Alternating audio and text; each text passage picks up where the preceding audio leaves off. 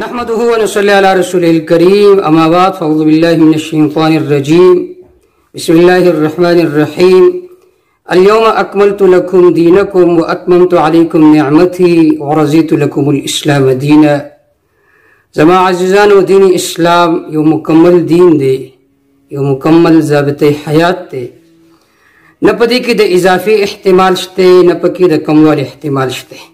جناب رسول الله صلی الله علیه وسلم په یو موقع باندې د اوداسو سنن ذکر کړو، به یې فرمایل چې په دې باندې اضافه وکړه یا کموالی وکړو فقط تعدى وظلم، هغه ظلم کو تعدی وکړه.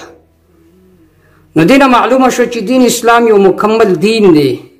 اور الله رب عزت ارشاد فرمایي چې اليوم اکملت لكم دینکم، ما تاسو د پاره ستاسو دین مکمل کړل. په دې کې نه د اضافي احتمال شته نه د کموالي احتمال شته. ډېرو ورځونه سملګري کلیپونه رالیږي د 400 یو مفتی دی، مفتی ګوهرعلي شاه ورته وایي، د تنګي اوسېدونکی دی. هغه څه ډېر خرافات په دې میډیا باندې بیانوي او دا بیانوي چې ما فلانی پیر سره په ویښه باندې ملاقات وکړو، کابل بابا سره مې په ویښه ملاقات وکړو، بل بابا سره مې په ویښه ملاقات وکړو، او د جناب رسول الله صلی الله علیه وسلم هم رؤیت ممکن دی په دنیا کې. عزیزانو دا قسم نظریات چې دي دا د قرآن و سنت خلاف نظریات دي. دی له به نوم د تصوف ورکي، دی له به نوم د طریقت ورکي. د قرآن و سنت چې کوم دلایل دی په دې باندې دلالت کوي چې انبیاء علیهم السلام چې کله د دې دنیا نه لاړل، اولیاء چې د دې دنیا نه لاړل، د هغوی د دنیا سره تعلق ختم شو، به د آخرت نه مخکې دوی به دې دنیا ته نشي راتلی، د دوی ارواح نشي راتلی.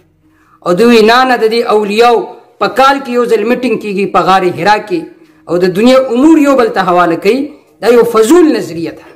حدیث د مسروق به تاسو اورېدلی چې هغه شهدا د بدر او د احد په جنت کې سیر کول، تفریح کول، الله ورته ما نه څه وغواړئ؟ هغوی څه وغواړو؟ یا الله وی دا وغواړئ چې کم څه په ذهن کې راځي وغواړئ. هغوی بس موږ دا غواړو ان ترد ارواحنا فی اجسادها. الله ورته وفرمیل دا نه کېږي چې تاسو دوباره دنیا ته لاړ شئ.